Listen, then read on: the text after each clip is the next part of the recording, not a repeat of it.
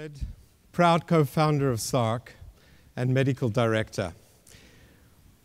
We want to talk about trends in autism research, where SARRC has been, where we are right now, and where we might be going in the future. 17 years ago, there were no parent support programs. There was no SARRC breakfast. There were no parent groups. It was so hard to even find early intervention. There were no behavioralists in our city. We've come such a long way since that time because we identified very early on the fact that the only way to empower parents was going to be through knowledge. And once we empowered parents, anything could happen. And we figured out that the most important way that we could get that knowledge was through research. We wanted to go from research to knowledge to the power of today's breakfast.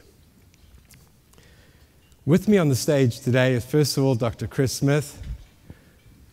Chris is Vice President of SARRC and Director of Research at SARRC. He's a rock star researcher. His breadth and his depth on a daily basis never ceases to amaze me, and it's a pleasure to be associated with you, Chris. And our guest of honor, Dr. Paul Shattuck, who is a national researcher of great repute. He is the leader of the Life Course Outcomes program at Drexel University Autism Institute. His seminal papers on the age of diagnosis of autism as well as adult outcomes have been cited as possibly the most important research advances in the history of autism. We're so grateful to have you here today. His work is funded by the National Institute of Mental Health, National Science Foundation, Autism Speaks. Thank you for being here, Paul. So maybe start with you and let us know on a day-to-day basis, please, how you go about researching and thinking about this complex disorder. Thank you for having me. So right now, my research has two major strands.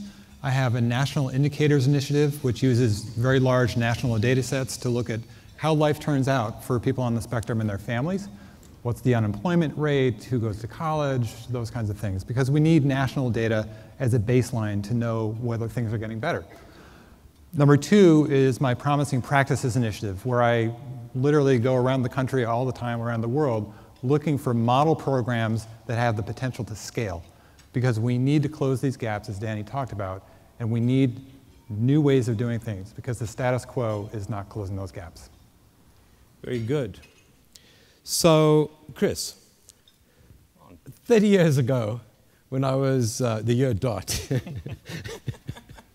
when I was involved in a developmental pediatric fellowship in Children's Hospital, considered one of the meccas at the time in Boston, we just didn't make the diagnosis of autism. It was a diagnosis that was considered extremely rare.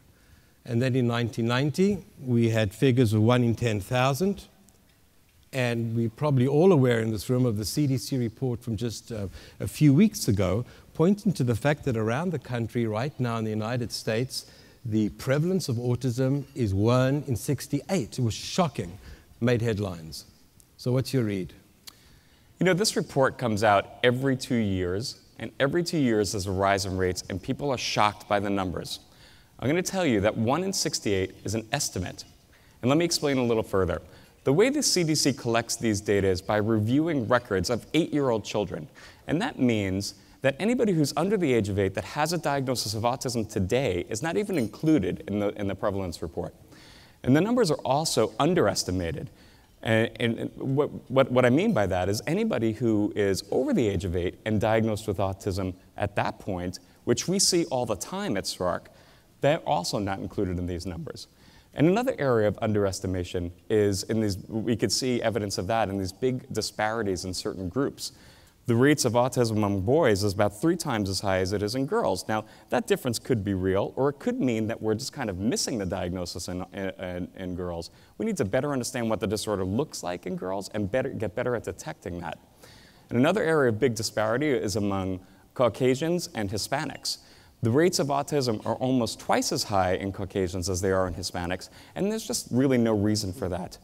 A few years ago, SARRC started a Hispanic outreach program where we've created information about autism and had it translated into Spanish and disseminated into the Hispanic community, and let them know that SARRC's here for them, that we have programs where we have bilingual staff and we can better serve monolingual Spanish-speaking families.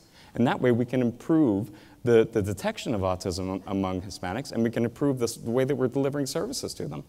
But let me push you. Why the increase then? It's true. I mean, the increase is dramatic. And there are many factors that are contributing to this increase. One, we can't ignore the effect of diagnostic substitution, like you mentioned before. Over the past 30 years, we've learned a whole lot about what the presentation of autism looked like, and we've adjusted the diagnostic criteria to encompass the many presentations of the disorder. Two, another factor would be increased awareness. I mean, like you say, 30 years ago, you didn't even see that. Now, autism is in our faces. Right? There's a news story every other day, some good, some not so good. We're detecting it more because we see it more, and that's a good thing, too. Third, there are societal trends that we really have no control over. Parents are deciding to start families later, and we know that with increased parental age, there's also increased risk for having a child with autism. So these are just some of the factors that might be contributing to the rise in rates, but there's also a very big unknown, and really we just need to do more research in that area to fully understand this. So old wine in new bottles or diagnostic substitution is certainly one consideration, maybe different environmental impacts, paternal age, issues related to toxins, other inflammatory responses, but still a great unknown, lots to be done. Paul, do you have anything to say about the age of diagnosis in that report? Well, Danny covered that a bit in his talk. There is this gap between when we can diagnose kids and when kids are actually getting diagnosed in real community settings. Closing that gap is not a small undertaking. It takes changing systems of care and healthcare.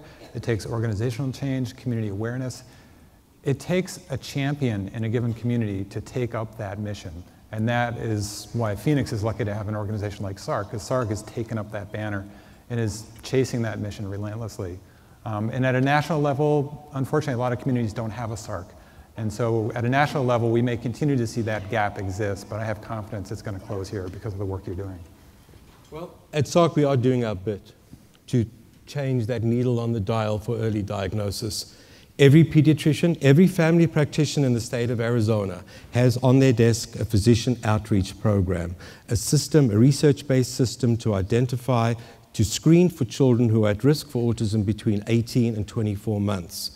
And the program designed by Chris, Think Asperger program, is again an evidence-based program to show that when we screen children who might have been missed earlier on in school age, we can identify a whole lot more children who are at risk for the diagnosis. Because we want physicians to understand their role, we want educators to understand their role about what autism is. We want them to understand the communication challenges, the disordered communication that these kids have, their socialization challenges, the fact that they have such difficulty in interacting effectively. It might not display itself until the time that social pressures in the playground later on at the 8 or 9-year-old level come about. And we want them to understand as well their restricted and repetitive and insistence upon same types of behaviors which are of such concern. So that's great. But Chris, we got so many different studies at SARRC. We really are being very robust right now. We have a very wide portfolio of studies. So what's the point of it all? How do you see us all hanging together? So if I was to identify the grand purpose of all the research that we do at SARRC, it's to head toward one outcome, and that's to help our clients or give them the best opportunity to reach some level of independence in their future. That's what we do. We do research today that is focused on that one outcome. Now, each specific focus of all the studies that we do may not be independence when you're an adult. It may be something more specific and immediate in the time frame. Let me explain. If we do a lot of studies on early detection and improved diagnosis, that's so we can get kids into treatment programs sooner so they can build skills more efficiently, and that leads to independence. We also do research on our behavioral programs so we can measure how well individuals with autism are learning new skills in our programs, and those new skills lead to independence. And there's a lot of barriers to learning, which is very important, that are associated with autism. Things like aggression and irritability and sensory sensitivities and seizure disorders and dietary issues, also a whole host of things that get in the way of learning. So we do pharmaceutical research to help identify ways to reduce those barriers, to improve quality of life today so kids can learn better and more efficiently. And those things lead to independence. That's wonderful. So we begin with the end in mind. We want to optimize the outcome of each individual child. What struck me about the presentation so far was that almost every parent spoke about the concern about the future. And I think any of us who are sitting who don't have children with autism, if we had to be impacted to have a child with autism, we'd say, well, what does the future hold? What's going to happen? We've heard that overall. Paul, you have an excellent perspective on the national landscape. What's going on as far as outcomes for individuals with autism? So most of my work in the last few years has focused on the question of how life turns out when kids on the spectrum leave high school. Unfortunately, our findings using national level data is that outcomes are not so great. And in fact, they're much worse than we imagined when we began this work a few years ago. So we've got the number of kids being diagnosed is going up. We've got young adult outcomes that are stuck in this lousy zone, as I call it. It's prompted me to go on a mission to find ways to close these gaps and figure out how to make a difference. So I do travel around the country a lot. I look at other research shops. I look at service providers, innovative program models. And that's why I keep coming back to SARRC, because SARRC really stands out as a beacon of excellence and innovation in this field. When parents are at that point where they're thinking about the day when they're no longer around for their child, they want to know that there's more than just paid service providers in their child's life. They want to know that their child is part of a community that cares. And from my perspective, traveling around, the secret recipe of SARRC is that you guys take excellence in service provision, cutting-edge research, and you join it at the hip with this mission to build community along the way. And in my mind, that is totally unique. And I see from my perspective that SARRC is this global beacon of excellence, and I can see, looking at these faces, that achievement is anchored in a commitment to providing value to the local community first and foremost. And I'm really thrilled to be here today. Thank you so much. Oh, Paul, that warms my heart knowing that we're considered in that way. Because we want to perform research that matters.